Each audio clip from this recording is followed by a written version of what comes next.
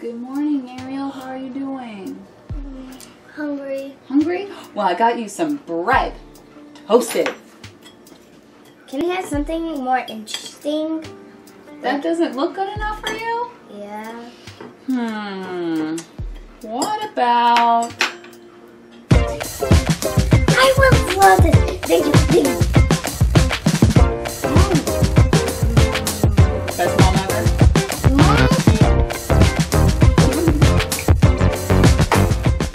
Hey guys, Diana here.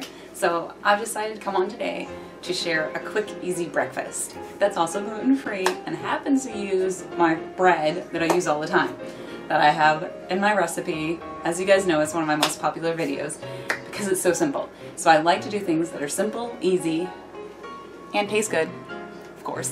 So, French toast, right? This is a classic, and it's really easy, you guys. I don't know how many of you guys have made it before, and there's lots of different variations.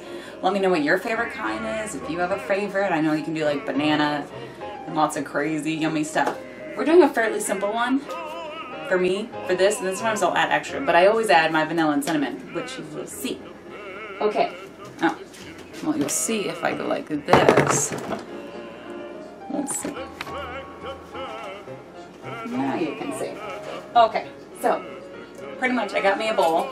This is the one I use because it's open, so I'm going to put bread in there that I want it to soak. So I want to have like a lot of surface space. So I'm using a cup of milk. So this is my almond cashew milk. It's currently my favorite non-dairy right now. It's really creamy, but literally any milk will work. You don't want it to have much flavor, but any milk will work. So regular milk, whole fat milk would be great, nice and creamy. And then I'm doing 3 eggs right here. Preferably no egg white shells in there. Egg white shells. Preferably no egg shells in there. 1. What's nice is this is adding some protein. 2. I'm a little messy. And 3. Now the only trick here really, and this might seem like an obvious thing, but you want this well combined. You don't want scrambled egg toast. Okay, this is what I want to show you. Do you see how there's still like egg whites? You can kind of see the egg whites in there. You don't want that. You want to combine it so it's very combined. So you don't have scrambled eggs on toast.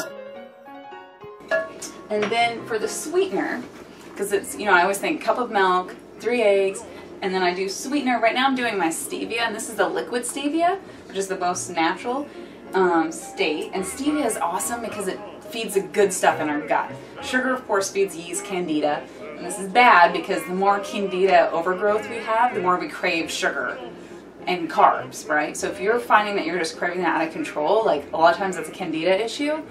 Me and my husband have dealt with this, and we've gotten so much better. There's some probiotics and different stuff we use. If you're interested, I'll post a link in the description that you can check out more of what we do. But right now, stevia has been great. Don't want to do stevia? Fine, you can do a tablespoon or 2 of white sugar, brown sugar, honey, maple syrup. Probably just 1 tablespoon in this, because usually you add more on top, but you can pretty much use anything. So I'm just using stevia. This is like 1.5 droppers, or you could do like 1 packet of stevia if you have a packet. And then I'm gonna add vanilla. This is part of my flavoring. So I'm gonna add probably about 2 teaspoons worth of vanilla. I like lots of flavor, and of course when you're dealing with gluten-free, you need to pack in as much flavor as you can, always. Then I'm gonna do about 1 tablespoon of cinnamon, one of my favorite flavors to add, cinnamon vanilla. My daughter always says it's our secret ingredients. It's our secret ingredients. About that. Oh, so that was a little, that was probably looking about, well, I'll do a full tablespoon. There we go. And then I'm going to do a pinch of salt. And you definitely want to add the salt. You can add a little more if you want, because that salt is going to create that salt sweetness taste. And it adds flavor. Salt covers up bitterness. So it's our friend. Unless it's not. If you can't have salt for some reason, then you can skip it. And then, of course, we need an oil or a fat in this. So you can totally do melted butter. Tastes really good with that. If you want to stick it with dairy-free, I recommend canola oil. Now, I happen to be out of my canola oil, so I'm just going to use olive oil. So, you know, this is totally flexible, and you're going to do 2 tablespoons. I'm just going by eye. Boop, boop, boop.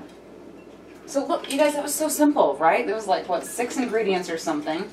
And then you're going to stir, so your cinnamon kind of wants to float on top, so you just kind of stir it in. Now, if I was doing this and I was using regular bread, I would just literally put them in, dunk it in for like 5 seconds, pull it out and fry it.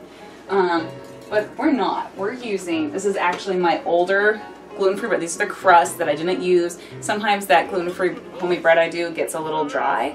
I love it because then I save it for this. So what I'm going to do is once I have this pretty well combined, my pan takes a long time to heat up. If yours doesn't, wait 5 minutes or so.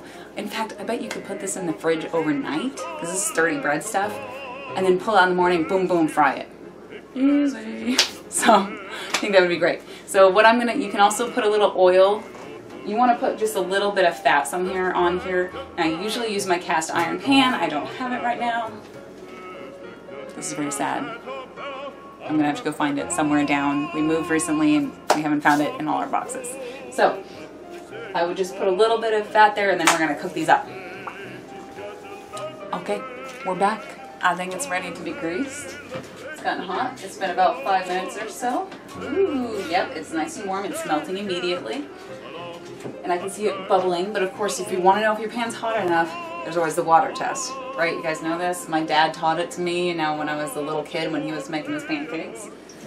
You just get your finger wet and you flick, and if it bubbles and reacts, we're good, because when we put that on there, we want it to heat right away.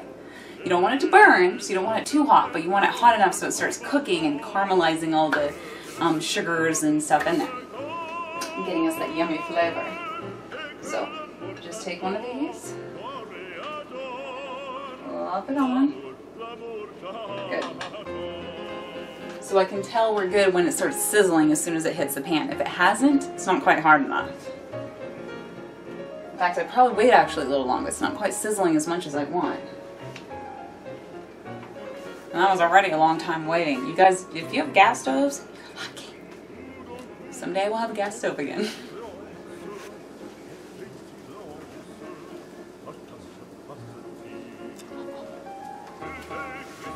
Okay, so I'm gonna fry these up here, and then I'll show you what they look like when they're all done. Hey guys, so here's my plate of yummy cinnamon crunch toast. Here's my plate of yummy French toast. It tastes really good and it smells really good. So my favorite way to do this usually is actually applesauce and berries, but whipped cream and berries, syrup, any of that stuff, it tastes great. And I love this because of the cinnamon and vanilla. It's just like, you know, it's a great smell, especially in the morning to kind of have. So I'm really excited. Try it. Let me know what you think. It's super easy, super great. Give me a like if you want. Subscribe. I get really excited to share more of my recipes with you all. I think it's really neat that things that I just make every day you guys are interested in. So I'm excited to share. Thanks again, friends. I hope you have a wonderful day.